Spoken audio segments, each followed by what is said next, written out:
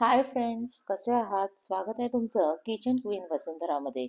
आज आपण आपल्या चॅनलवर पाहणार आहोत कोणतीही पूर्वतयारी नसताना आणि अगदी झटपट बनणारा, त्याचबरोबर गेलेली तोंडाची चव परत आणणारा असा खुसखुशीत पाववडा किंवा ब्रेड पकोडा.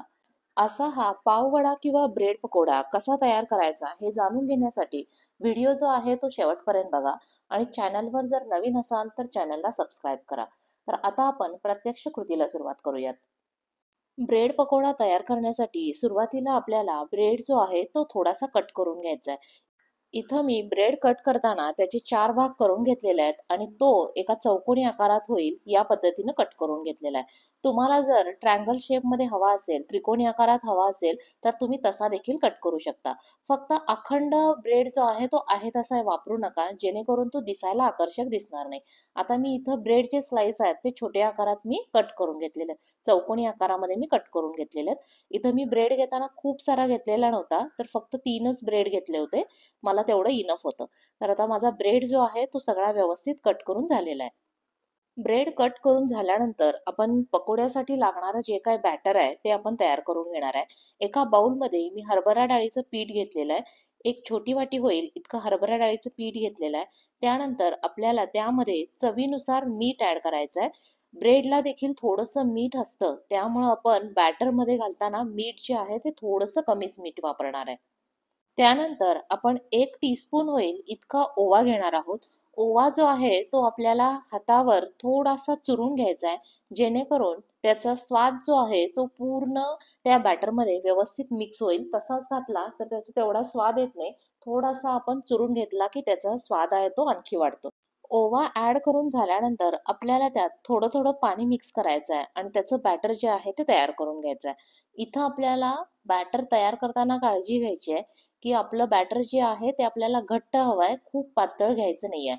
खूप जर तुम्ही पातळ केलं तर काय होईल, ब्रेडवर ते बॅटर आहे ते व्यवस्थित बसणार नाही. फक्त ब्रेड ब्रेड राहील. म्हणून आपल्याला पीठ जे आहे ते आपल्याला काय ठेवायचं आहे, घट्टच ठेवायचं आहे. त्यामुळं थोडं थोडं पाणी ऍड करून आपण पीठ जे आहे, बॅटर जे आहे ते व्यवस्थित तयार करून घेतोय. आणि ह्याच्यामध्ये आपल्याला एक काळजी घ्यायची आहे की त्याच्यामध्ये पिठाचे गोळे तयार होता कामा नयेत. आता इथं मी हातानं जे आहे पीठ तयार करून घेते. तुमच्याकडे जर तारेचा जो चमचा असतो तो असेल तर त्यानं देखील तुम्ही ते करू शकता. आता मी इथं पीठ ठेवताना बघा घट्ट ठेवणार आहे आणि त्याची कन्सिस्टन्सी मला व्यवस्थित ऍडजस्ट करायची आहे. त्यामुळे मी थोडं थोडं करून तिथं पाणी ऍड केलेलं आहे.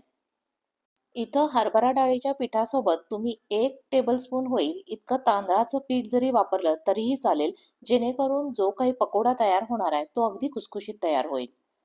बॅटरची कन्सिस्टन्सी आहे ती व्यवस्थित ॲडजस्ट झालेली आहे. त्यानंतर मी यामध्ये अर्धा टीस्पून होईल इतका खायचा सोडा ॲड करणार आहे.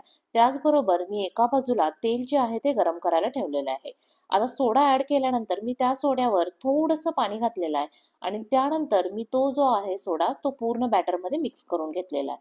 अशा प्रकारे आपण काय केलेलं आहे, पूर्ण बॅटर जे आहे ते तयार करून घेतलेलं आहे. सोडा जो आहे तो व्यवस्थित मिक्स करून झालेला आहे. एका बाजूला मी तेल जे आहे ते गरम करायला ठेवलं होतं. आता तेल चांगलं गरम झालेलं आहे. तर या तेलामधलं 1 टेबलस्पून होईल इतकं गरम तेल जे आहे ते आपण पिठामध्ये घालणार आहे. त्यामुळं पकोडा जो आहे तो अगदी खुसखुशीत होईल. हे जे तेल आहे, तेल घातल्यानंतर आपल्याला ते संपूर्ण बॅटरमध्ये व्यवस्थित मिक्स करून घ्यायचं आहे. इथं मी हातानं मिक्स करतेय. तुम्हाला जर तेल गरम वाटत असेल तर तुम्ही काय करा, चमच्यानं आहे ते मिक्स करून घ्या. तर अशा प्रकारे फायनली आपलं पूर्ण बॅटर जे आहे ते तयार करून झालेलं आहे.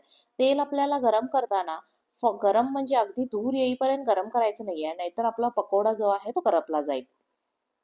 तेल व्यवस्थित गरम झालेलं आहे. गॅसची फ्लेम जी आहे ती मीडियम ठेवलेली आहे आणि आपल्याला प्रत्येक ब्रेडची स्लाइस जी होती ती आपल्याला त्या बॅटरमध्ये व्यवस्थित बुडवून घ्यायची आहे. त्याच्यावर पीठ राहायला पाहिजे.